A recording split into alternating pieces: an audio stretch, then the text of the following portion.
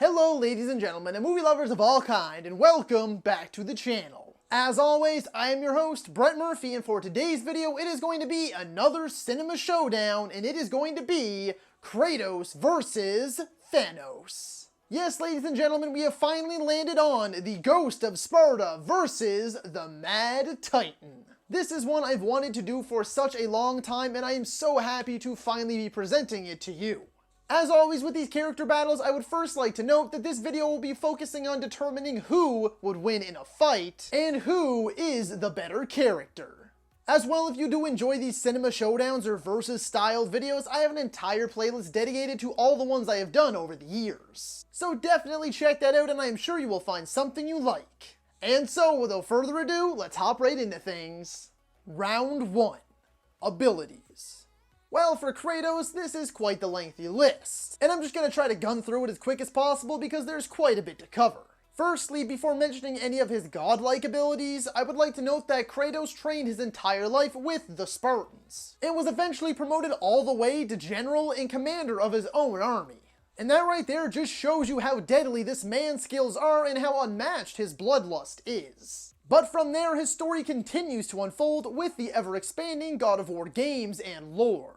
We eventually learn that Kratos is in fact a demigod, being the son of Zeus. And then throughout his lengthy journey of violence and rage, he has also obtained many other abilities using various methods, including but not limited to superhuman strength, superhuman durability, which also includes resistance to powerful magics, superhuman speed, superhuman agility, superhuman stamina, superhuman senses, a superhuman healing factor for the odd time that he actually is injured, immortality, at least from aging, but then again he also has died numerous times and fought his way back from the underworld. He can also shapeshift, turning himself into a giant on multiple occasions, power absorption, having absorbed the powers and abilities of various magical creatures, magical artifacts, titans, demigods, and gods. I mean, this guy is quite literally a god. And also that beautiful, sweet Spartan rage. And now for Thanos. And Thanos is a titan and one of the most powerful and feared beings in the entire Marvel Cinematic Universe. He possesses superhuman strength, superhuman durability, superhuman speed, reflexes, and agility. He also possesses superhuman stamina, a regenerative healing factor, and also immortality. Aside from these, he also possesses a genius-level intellect. He is a master tactician and combatant, and possesses a mastery in sword-based combat. We have seen this guy take on just about every single Avenger with everything in their arsenal. Okay, so Kratos has killed gods. I mean, I guess you could technically say the same for Thanos, but Kratos has done it in a much more brutal, over-the-top, and definitive way. And if you compare those gods in both universes, what Kratos was able to pull off is far more impressive. If you look at raw powers, raw abilities, Kratos is an absolute machine who literally will not die. And the monsters, titans, and gods that he has killed, Thanos wouldn't even stand a chance against. Therefore, I'm going to have to give round 1 to Kratos. Round 2, weaponry. Kratos has used a vast array of weaponry throughout his journey of slaying all of the Greek gods. And now he's making his way through the Norse gods. Though for this round in particular, I'm not going to go through each and every single thing that Kratos has used to kill a god. I'm just going to go with the ones that I believe he is most known for. The first, of course, being the Leviathan Axe, first seen in God of War 2018. The Leviathan Axe was created by the same two brothers, Sindri and Brok, who created Mjolnir for Thor. And the Leviathan Axe was specifically created to rival Mjolnir because the brothers felt bad for all of the chaos that Thor had caused. It has been infused with many abilities, but primarily with various abilities involving ice and the ability to recall the weapon to its owner from any distance. And then of course you have the iconic Blades of Chaos. The Blades of Chaos were forged by the God of War himself, Ares. They were embedded with fire for their attacks and had chains attached to them that would be permanently seared to the arms of the wearer, one who Ares would choose as a worthy servant. And the blades could not be removed unless the God of War himself took them off, or the time of service was completed. Thanos also has two main weapons that he absolutely decimates his opponents with throughout his MCU run. And the first I will discuss is his double-bladed sword. This blade is made out of some alien metal that is incredibly durable, with only the powerful magic of Wanda Maximoff being able to finally break it. Though before it was broken, it was able to take plenty of hits from Iron Man's weapons, Stormbreaker, Mjolnir, Lightning, and Captain America's vibranium shield. Speaking about Cap Shield, this sword has been the only weapon capable of damaging that vibranium shield, smashing it to absolute bits. Aside from its practical use as a sword, it can also be thrown and recalled back to Thanos. And it can also be spun fast enough to act as a shield and deflect any incoming attacks. And then of course you have the Infinity Gauntlet. While he doesn't use it as a glorified boxing glove, what it is capable of doing is its main purpose. Thanos forced the dwarves, Etiri in particular, to use the strongest metal in the universe to craft him the gauntlet.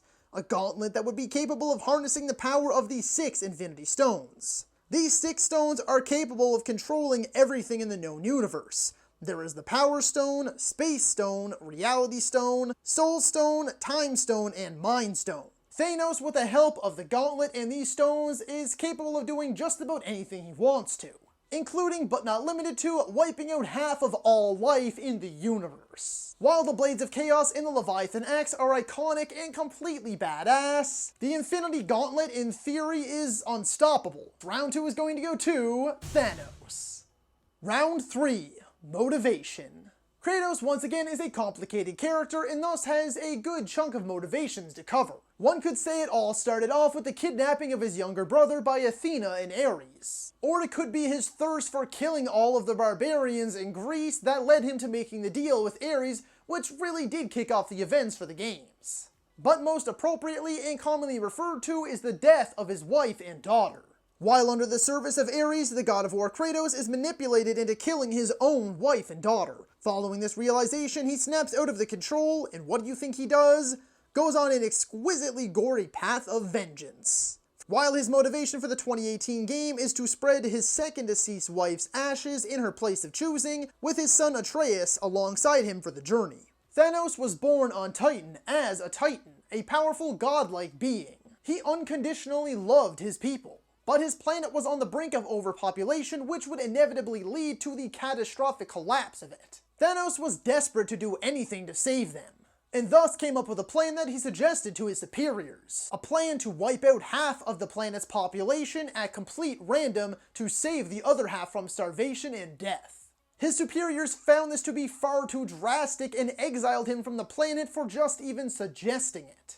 But in the end, Thanos was right. The overpopulation of the planet led to its end, as decades of devastation led to the planet being nearly inhabitable, and the extinction of the race, leaving only Thanos himself left. Now free from the oversight of his superiors and his mind plagued by the death of his people, this sets him on his path. He sets out on a quest to wipe out half of the universe. Really though, it is in an attempt to save it, despite his merciless, brutal, and unforgiving ways. Though both motivations for these characters are similarly tragic, I would give Thanos the slight edge just because he's one of the instances where I feel the villain had the right idea, just the wrong way of going about it. Though I absolutely adore and love Greek mythology, if you strip Kratos' motivation down to its absolute bare bones, it's really just another typical revenge story. Therefore, round 3 is going to go to Thanos.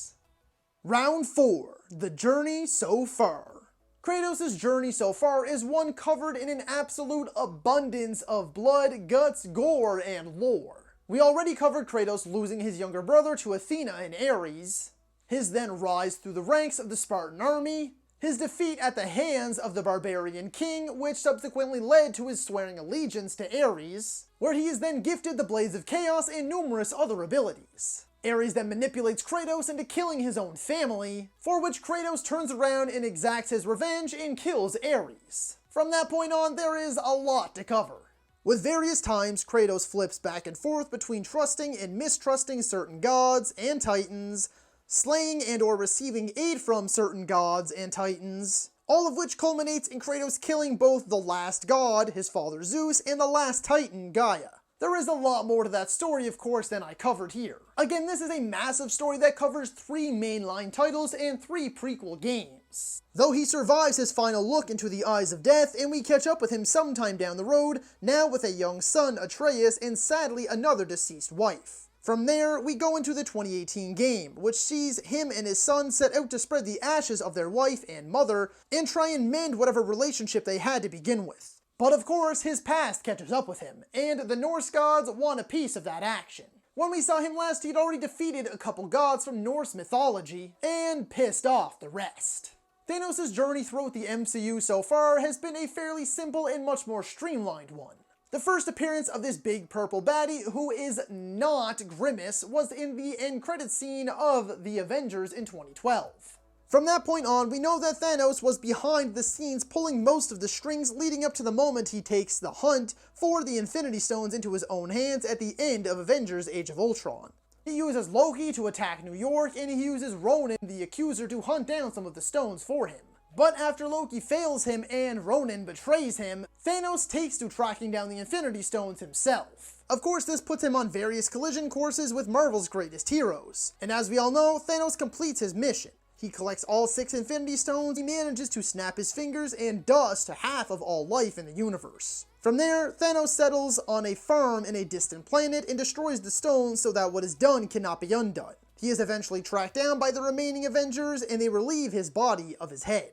This one's fairly simple for me. There is just so much more to Kratos' story than there is for Thanos. Of course, if you were to look at comics, which we are not here, it would be much tougher for me to choose. His journey is fairly simple and short-lived. Whereas Kratos now has 7 games in the God of War series, a ton of backstory, an epic journey through Greek mythology, and now we are well on our way through another epic journey through Norse mythology. Therefore, I'm going to have to give round 4 to Kratos. Final round 1. Who would win in a real fight? If we were talking about these two without any of their weapons, there is no doubt in my mind that Kratos would rip Thanos to shreds. We have seen him kill numerous literal gods of certain aspects of life with his bare hands, like rip their heads off and completely tear them apart. We have seen him take down giant titans and claw his way back from the underworld after dying.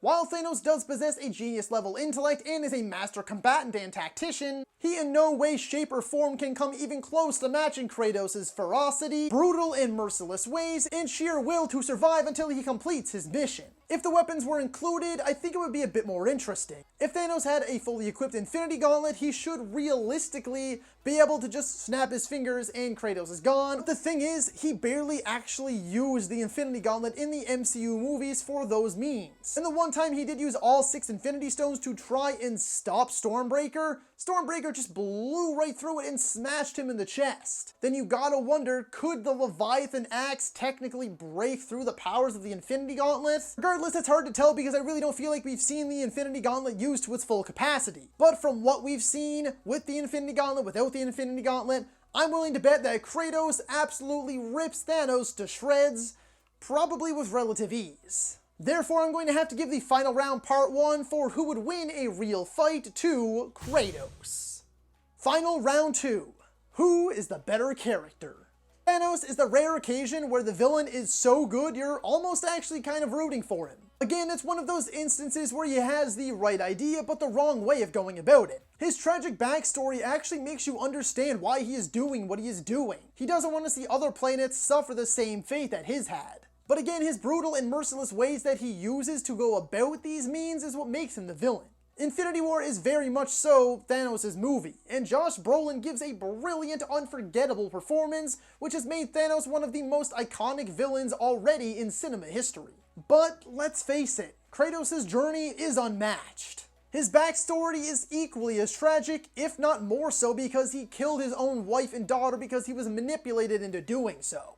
And his journey to seek out and destroy all of the gods and goddesses of Greek mythology is one of the most exciting, original, and entertaining stories in all of gaming.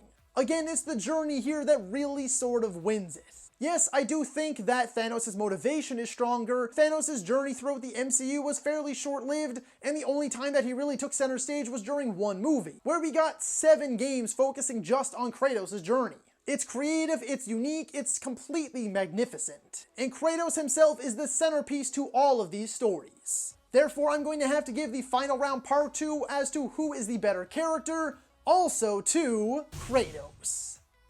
So that is all for today's video, folks. Be sure to let me know down in the comments if you agree or disagree with my winner. If you enjoyed that video, be sure to hit that thumbs up button. And if you'd like to see more content, consider subscribing to my channel and ringing that little bell icon. That way you can be notified about all of my latest uploads. And as always, stay safe. Thank you so much for watching. And that's a wrap. Hey you, yeah you, if you made it this far, just know I appreciate you. And while you're here, consider hitting that subscribe button.